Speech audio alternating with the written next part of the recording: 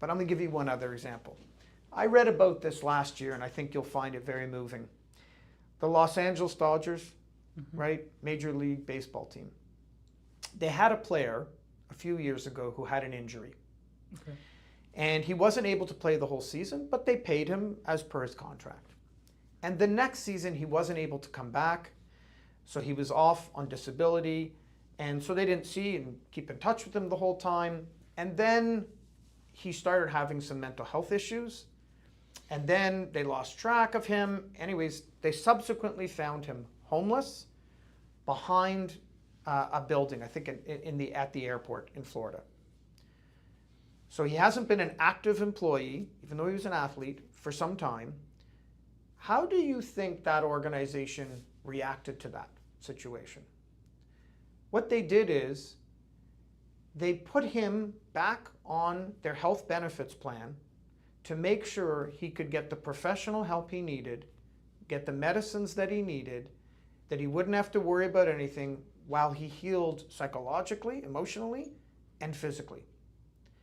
Why do I share that? Because when you go to their website, they say, we're an environment that takes care of our people. That's what taking care of our people looks like. That if somebody loses their way, even a famous athlete who's paid a lot of money and gets diagnosed with a mental health disorder and becomes homeless, we're going to pull them out and we're going to help them. I think that's unbelievable. That's what I'm talking about. When a culture is embedded, the values come to life. Same with your hotel.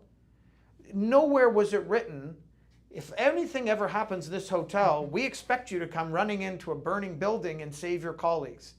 But they did it because they cared. They were loyal. They were dedicated. And why were they that way? Because they were treated that way. It's often not more complex than the way we treat people. That's what you have to think. Again, there's lots of papers and lots of very smart people in academics. I think culture is not that complex. Having said that, it does require intent.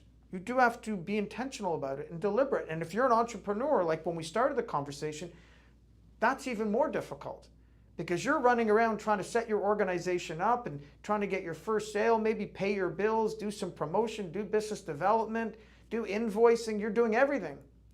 And while you're bringing people on as your business grows, you've got to be very intentional about the culture you want to create. It can't just happen, or else it's going to happen and it'll form, but not necessarily in a way that you want it to or that will benefit the growing organization.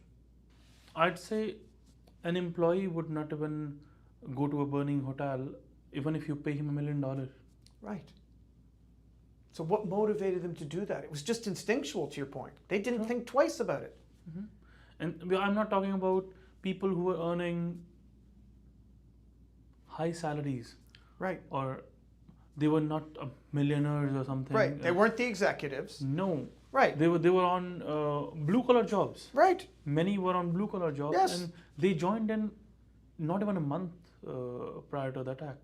They were living the values of that organization. They were giving back to the organization had given to them. You know, culture is much more than words on a page. You know, if you go into many organizations, you go into their lobbies, you know, this is our vision, this is our mission, this is our culture, these are our values. That's great, and there's some importance to keeping those front and center. But it's much more about what you described. What happens when things get tough? How do people behave then?